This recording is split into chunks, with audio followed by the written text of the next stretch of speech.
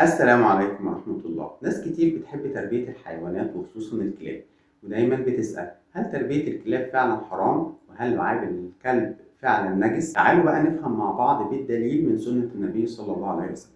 أولا النبي قال: من اقتنى كلبا إلا كلب ماشية أو صيد أو زرع انتقص من أجره كل يوم قيراط. رواه البخاري عن عبد الله بن عمر رضي الله عنهما.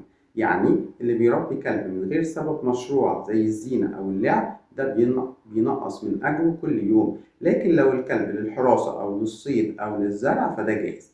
طيب ثانيا النبي صلى الله عليه وسلم وضح لنا حكم نجاسة لعاب الكلب في حديث واضح جدا عن أبي هريرة رضي الله عنه قال: قال رسول الله صلى الله عليه وسلم: إذا ولغ الكلب في إناء أحدكم فليغسله 7 مرات أولهن بالتراب.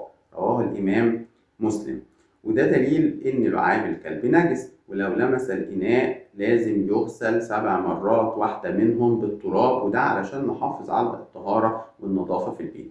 وكمان النبي صلى الله عليه وسلم قال: لا تدخل الملائكة بيتا فيه كلب أو صورة. ده رواه البخاري ومسلم. وده معناه إن وجود الكلب جوه البيت بيمنع دخول الملائكة، وده سبب مهم جدا يخلي المسلم يتجنب اقتناء الكلاب لغير حاجة. لكن خليك فاكر إن الإسلام مش ضد الرحمة بالحيوانات، بل بالعكس. النبي صلى الله عليه وسلم قال في حديث صحيح: بينما رجل يمشي بطريق اشتد عليه العطش فوجد بئرا فنزل فيها فشرب، ثم وجد كلبا يلهث يأكل الثرى من العطش فنزل فملأ خفه ماء فسقاه فشكر الله له فغفر له.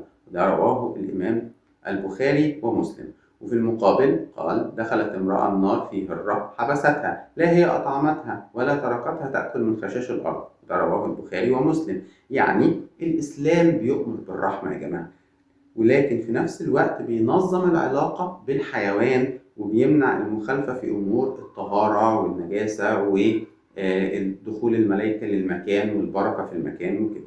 فاللي عايز أقوله في النهاية خالص إن يجوز تربية الكلب للحراسة أو للصيد أو الزرع، لكن لا يجوز تربيته لمجرد الزينة أو اللعب أو إن إحنا عايزين نقلد غيرنا، أو إن إحنا يا عيني عندنا رحمة ورفق بالحيوان. عندنا رحمة ورفق بالحيوان بس فيما يخص شرع الله.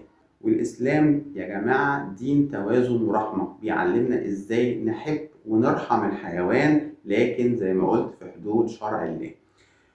فناخد بالنا كويس قوي يا جماعة من إن إحنا ما نخلطش بين حبنا ورحمتنا بحيوان أو إن إحنا بنحب نقلد الناس اللي بتعمل كده، وننسى إن ده ممكن يضرنا ويأثر على علاقتنا بربنا.